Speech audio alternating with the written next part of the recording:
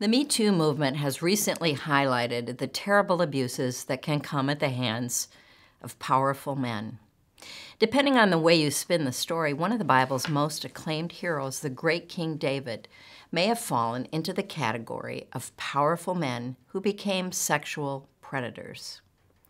Though the Bible describes David as a man after God's own heart, a man whose faith propelled him into impossible battles that he always won, David seems to have lost that heart, at least for a time.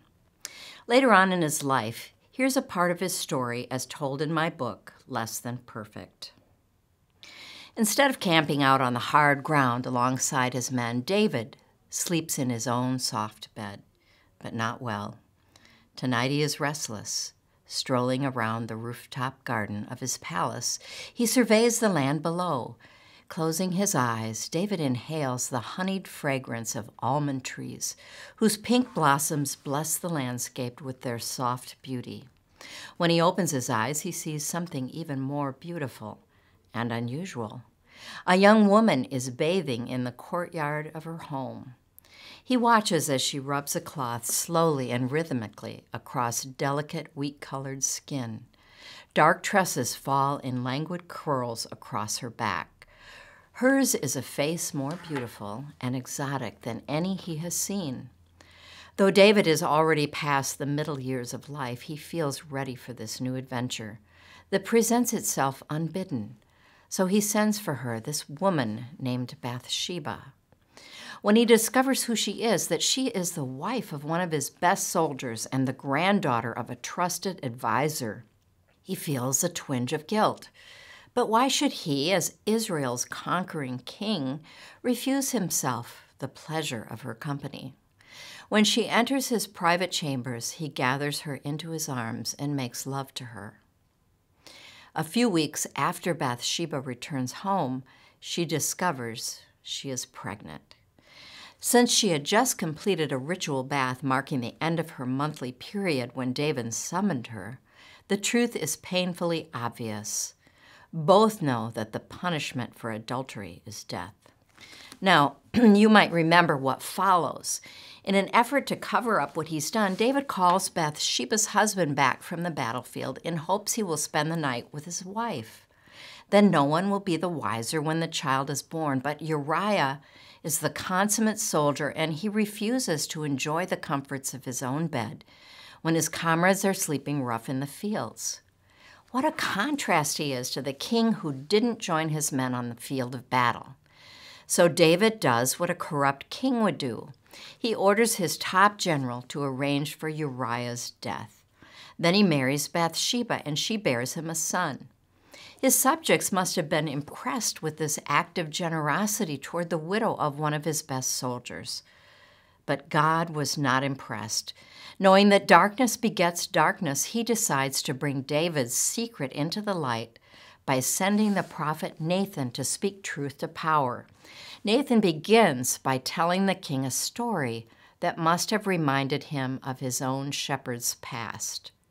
The prophet speaks of two men, one rich and the other poor. Though the wealthy man owns large numbers of sheep and cattle, the poor man has only one little lamb to call his own. Instead of raising her in an outside pen, he brings her into his house and treats her like one of his children. He is so attached to the lamb that she becomes like a daughter to him, sharing his cup and even sleeping in his arms. One day, the rich man entertains a guest. Instead of culling an animal from his own flock, he steals the poor man's ewe, slaughters it, and feeds it to his visitor. David is so incensed by the story that he can hardly wait for Nathan to stop talking. "As surely as the Lord lives," he exclaims, "the man who did this deserves to die. He must pay for that lamb 4 times over because he did such a thing and had no pity." "You are the man," Nathan replies. In the silence that follows, tears roll down Nathan's cheeks, and David knows them for what they are, the tears of God. Now, to David's credit, he makes no excuse. He doesn't try to shift the blame. Instead, he opens his heart and exposes the darkness inside, and God forgives him. Over the course of the years that follow, he learns that even a king, and perhaps especially a king, cannot place himself above God's law. Suffering one family tragedy after another, he realizes that breaking God's commandments will not only break a man, but will fracture the lives of those he loves. Both the Old and New Testaments use the imagery of the shepherd to characterize God's care for his people. It was also common imagery for kings, even among the surrounding cultures, including that of Egypt. Psalm 23, which is attributed to David, speaks of a rod and a staff as items that comfort the psalmist. While the rod was used like a club to beat back predators, the staff had various uses. It could guide sheep away from the edge of a cliff or pry them free when their woolly coats became entangled in thickets and brambles.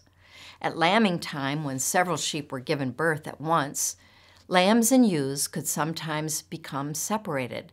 When that happened, a watchful shepherd would use the crook of his staff to lift the lamb and place it near the mother so the two could bond. Using the staff rather than his hands would keep the shepherd from transferring his scent to the lamb, causing the ewe to reject her offspring. Considering David's personal history as a shepherd boy, Nathan's parable was designed for maximum shock value, to shock David awake to his sin, enabling him to admit that instead of protecting his sheep, he had turned into a predator, sleeping with Bathsheba and then murdering her husband. But what about Bathsheba? Was she raped, or did she have an affair with David? Nathan's image of the poor man's ewe slaughtered by the rich man seems to paint her as an innocent victim, unable to hold out against the power of the king. But as Kenneth Bailey, an expert in Middle Eastern New Testament studies, points out, no self-respecting woman of that era would ever have taken a bath in plain sight of the palace. He contends that Bathsheba knew exactly what she was doing. So which is she, villainous or victim? We may never know. What we do know is that even the Bible's greatest heroes are fragile characters whose hearts, like our own, are only healed through God's forgiveness. Had David known it, he could have rejoiced in the fact that one of his own descendants, born hundreds of years in the future, would be a man so pure-hearted that he would be called the Good Shepherd, the one who lays down his life for his sheep.